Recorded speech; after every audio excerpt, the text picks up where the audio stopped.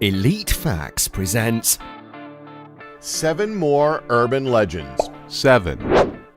Greek soldier. This lesser-known legend tells of a Greek soldier who, after World War II, was returning home to marry his fiancée. Unfortunately for him, he was captured by fellow Greeks who had hostile political beliefs, tortured for 5 weeks, and finally, eventually, murdered. In the early 1950s, mainly in North and Central Greece, there were stories about a very attractive Greek soldier in uniform who appeared and disappeared overnight, seducing beautiful widows and virgin girls with the sole purpose of impregnating them. 5 weeks after the babies were born, the man would disappear for good, leaving a letter on the table explaining that he had returned from the dead merely to spread his seed so that his sons might avenge his murder. 6. The Black Vulga.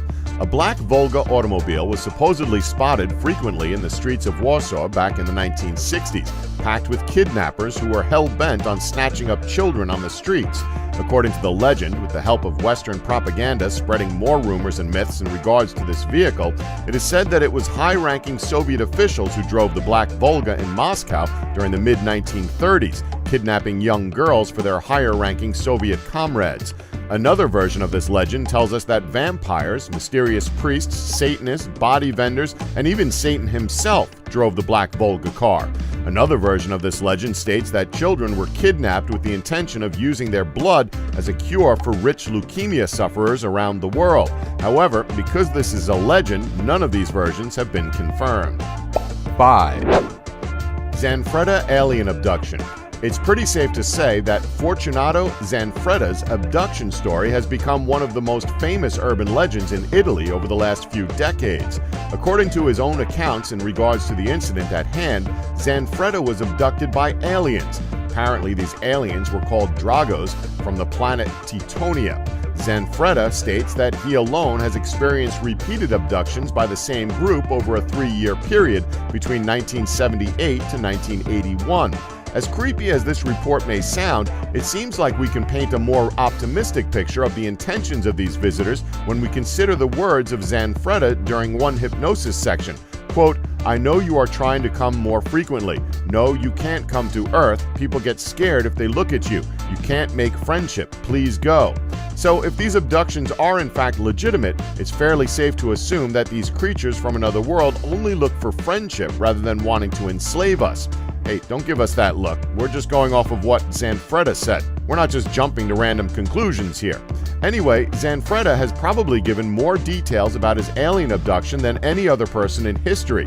His detailed accounts may cause even the most vehement skeptic to pause for thought.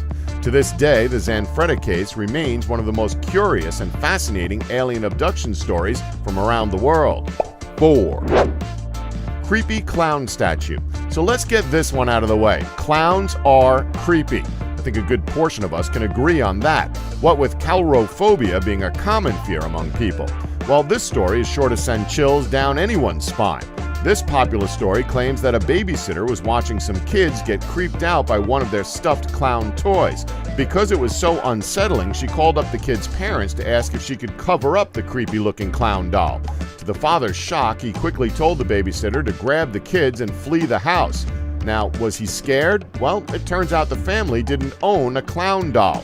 Now, sure, that doesn't sound terrifying, but as it turns out, the kids had recently complained that they were being watched at night by a clown. Now, the story doesn't say what the clown's purpose is at all, but if it's spying over kids at night, then trust me, it can't have good intentions. 3. The corpse-caked train.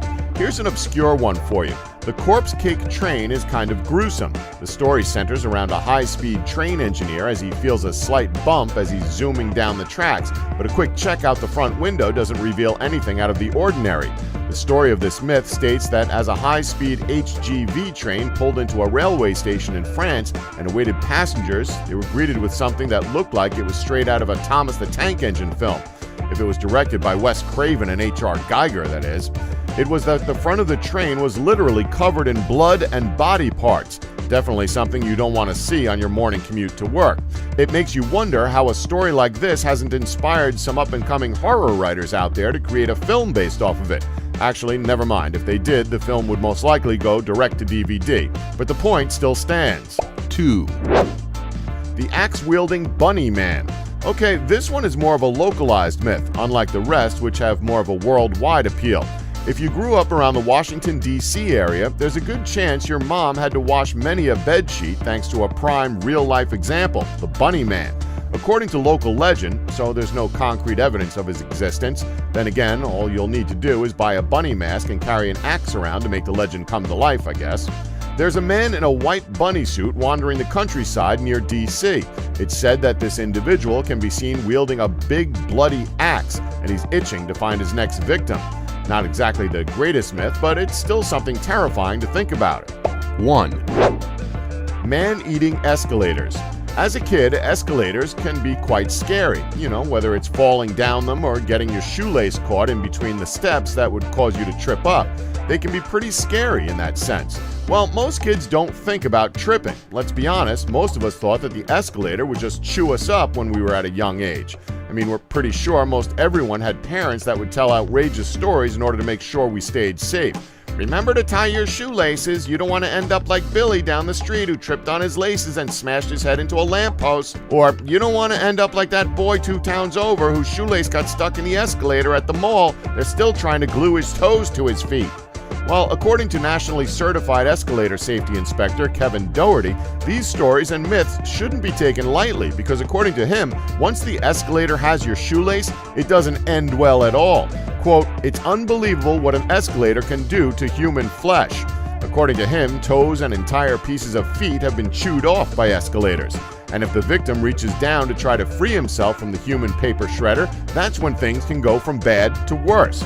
For instance, in 2003, a girl lost part of her hand when she reached down to free her shoe, which the escalator was in the process of eating. In 2005, a 34-year-old cook made the mistake of wearing a hood on an escalator. Nobody's sure if he was reaching down to free a shoelace or seated when the escalator got hold of his hood, because by the time they found him, the escalator had sucked his hood into its comb plate, dragging him to the ground and strangling him to death. My advice would be to take the elevator. Don't forget to like us and subscribe for more elite facts.